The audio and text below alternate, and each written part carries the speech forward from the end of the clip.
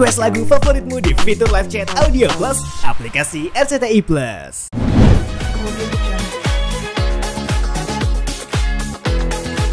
Kalau intimidasi sudah pasti ada, Mbak. Walaupun bukan bentuk intimidasi fisik, tapi yang pastinya intimidasi verbal ada. Ya bentuknya ya saya disuruh dipaksa untuk mengakui yang saya tidak perbuat. Saya diancam dengan hukuman yang lama kalau tidak melakukan apa kemauan mereka. Saya diancam dengan hukuman yang lama.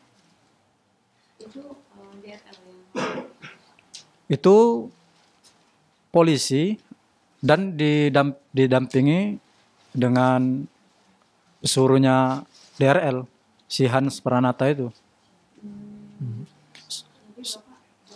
Sebenarnya kurang berapa lama lagi untuk bebas? Kalau bebas saya tidak tahu karena saat ini saya sedang dalam penangguhan penahanan dan saya tetap harus wajib lapor setiap hari Senin dan Kamis. Wajib lapor. Ya. Sudah ditahan berapa lama? Ditahan kurang lebih 23 hari. 23 hari. Tapi belum sebulan ya? Belum. Bapak Ya. keluar dari Richard atau enggak? Saya keluar dari manajemennya Richard Lee itu di tahun 2022, perkiraan bulan 7. Apa sih Bapak yang sampai pada sekarang ini akhirnya Bapak mau mengungkapkan semua gitu, hal-hal yang mungkin tidak sesuai mungkin dengan hati Bapak terkait dengan DRL? Ya karena selama ini saya sudah menyimpan ini sebaik mungkin. Saya sudah menyimpan apa yang menjadi keburukan DRL ini sebaik mungkin. Saya tidak pernah menyebarkan kemanapun. Saya tidak pernah menceritakan kemanapun setelah saya berhenti.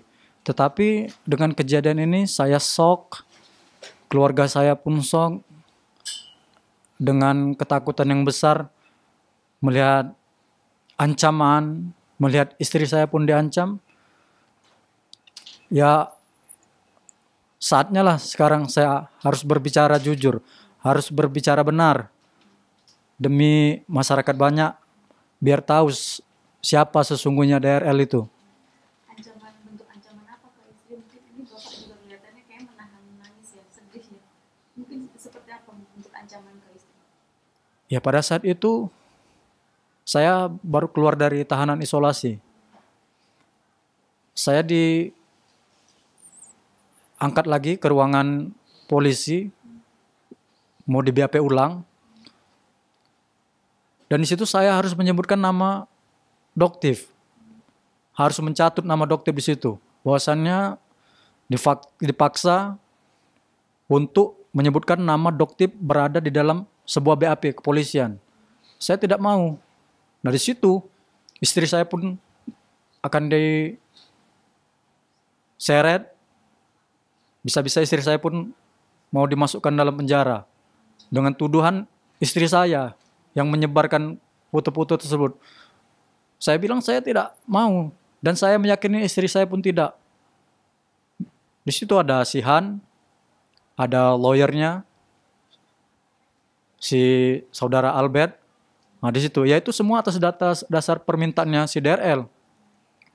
Di situ pun saya sempat disodorkan sebuah handphone oleh si Han dan ngomong langsung ngomong, Rizal, bantu saya katanya. Saya ini sudah diserang sana sini. Sekarang saya ini sudah jelek di mata masyarakat katanya. Tolong bantu saya biar nama saya ini baik lagi katanya. Tapi saya sadar dengan menyebutkan nama Doktif di situ, saya akan menambah permasalahan. Dan toh itu memang kejelekan itu memang dibuat dia sendiri. Kalau dia tidak merasa melakukan kejelekan, kesalahan, kenapa dia harus takut? Itu. Ketika DRL meminta Bapak untuk menyebut nama Doktif, apa itu? Maksudnya untuk dalam hal apa gitu? Dalam hal bahwasannya foto-foto tersebut saya diperintahkan atas Doktip, foto-foto tersebut. Artinya kayak DRL sendiri memfitnah Doktip. Iya, kurang lebih begitu. Dia maunya nama Doktip itu masuk di BAP di dalam sebuah perkara, bahwasannya saya diperintah Doktip, tapi saya tidak mau. Dan akhirnya saat ini Bapak merapat ke Doktip. Mungkin alasan sebenarnya apa? Ya, saya rasa itu kuasa Allah. Setelah video pertama yang di-tag oleh Sihan dan di-up DRL ke dalam media sosialnya, Allah mengirim hambanya yang baik, walaupun sudah saya jelekkan namanya, dan mau membantu, menolong saya. Makanya saya siap berjihad, membantu Doktip, menegakkan yang benar itu benar, yang batil itu batil.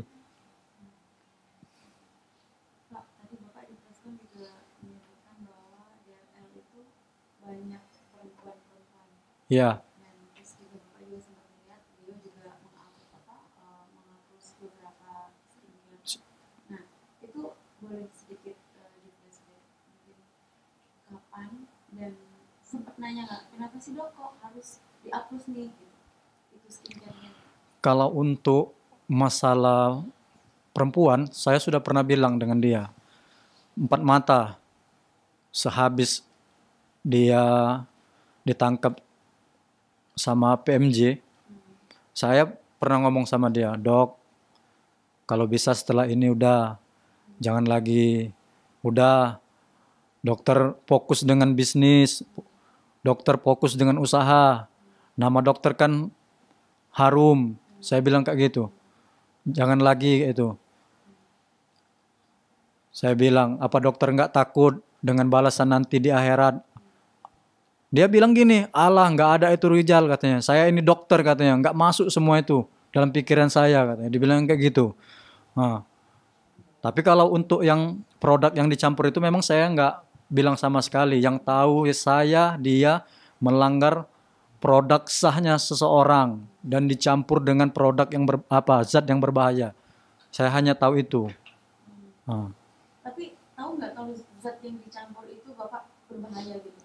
Ya saya tidak tahu entah itu zat apa, ya kan? Itu apa untuk apa gunanya? Tapi yang saya tahu itu katanya itu berbahaya zat itu. Nah.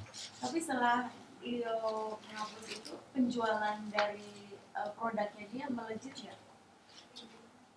Ya kalau penjualan produk dia pada saat itu, saya pernah ada rapat akhir tahun kayak gitu kan di suatu hotel.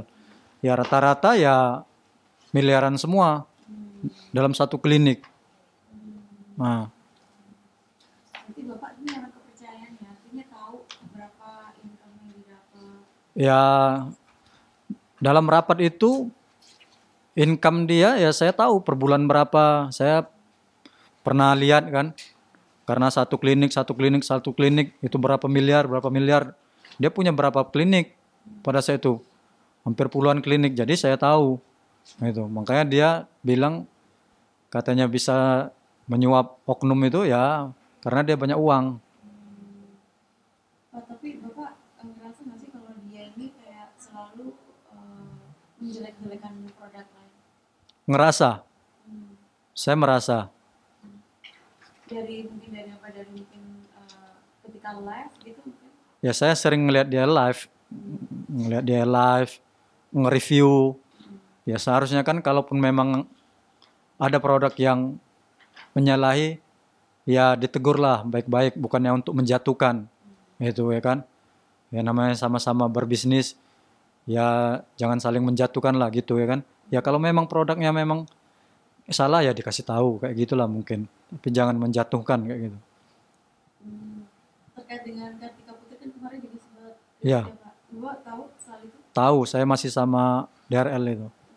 Mungkin dengan sengaja gitu dia mungkin mereview salah satu produk produk sehingga membuat Kartika Putri geram gitu?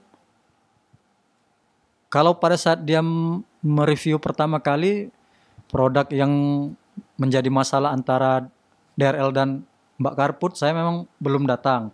Pada saat itu memang sudah terjadi sebuah perselisihan antara Mbak Karput dengan DRL. Saya baru masuk kerja. Nah, tapi di situ sedang puncak-puncaknya permasalahan itu. Nah, itu. Tapi yang jelas banyak produk-produk yang direview itu merasa dirugikan pada saat itu. Foto tadi yang sempat Bapak di video itu foto apa? Itu foto-foto ya kelakuannya DRL, Di klub. ya di nightclub, ya di hotel, ya pokoknya yang saya tahu lah tentang DRL itu semua. Fotonya nyebar atau gimana? Ya foto itu saya tidak tahu menyebar dari mana. Yang pastinya setelah saya resign, foto itu hanya saya kirimkan ke DRL. Nah, pada saat itu saya hanya berkata, tolong bantu saya. Saya mau buka usaha kecil-kecilan, tolong bantu saya. Saya bilang, saya tahu banyak rahasia dokter, saya bilang kayak gitu. Cuman gitu, nggak ada saya bilang apa-apa. Saya bilang cuman jangan sampai nanti Kartika Putri, Helwa tahu dengan perbuatan dokter ini. Nah, saya bilang saya begitu. Saya ditransfer uang 2 juta. Hanya itu. Nggak lebih. Nah, itulah yang dijadikan alat pelaporan saya pemerasan di Polrestabes Palembang. Jika ada foto yang Bapak ngomong begitu, Iya, minta bantuan, iya, ternyata disalahgunakan sama dia jadiin alat buat menjatuhin Bapak. iya. Dijadikan alat pelaporan bahwasannya saya itu meras. Nah, pada saat tidak. Memang ditanya saya, mau berapa kata dia kan. Saya bilang jujur sama dia, 70 apa? 70 juta saya bilang kan. Saya bilang pada waktu itu. Nggak digubrisnya, ditransfer lah 2 juta itu. Ya saya tetap, saya bilang, oke dok. Saya bilang, berarti harga diri dokter lebih murah daripada uang ini. Saya bilang saya begitu. Nah. Mungkin Pak, mungkin ya dokter ada yang mau disampaikan yang terkait dengan hal ini ke Hans. Hans kan sekarang jadi orang kepercayaannya dia. Iya, Kemana-mana selalu sama dia. iya. Nah, ada nggak mau disampaikan ke Hans sama ke dokter Richard? Untuk Hans, kalau bisa sadar. Saatnya lah sadar. Jangan diikuti terus. Jangan dimau terus dibohongin. Kasihan keluarga. Lihat, kamu sudah rusak, keluargamu pun sudah rusak. Nah, sudah hancur. Sadar Han, sadar. Jangan sampai terjerumus lebih dalam. Ya untuk DRL, kalau memang merasa pernyataan ini salah, tolong jawab dengan benar. Saya siap bermuhabalah. Kan sekarang sudah jadi muslim katanya. Sudah jadi muslim yang taat. Nah, saya tantang kita bermuhabalah, saling laknat kita. Siapa biar Allah tunjukkan. Nah, biar ditunjukkan Allah. Siapa yang benar, siapa yang salah. Saya tunggu. Di mana? Siapa yang mau jadi ustadznya, siapa? Silakan pilih. Kita bermuhabalah, biar Allah yang melaknat. Nah, kalau berani, terima tantangan saya.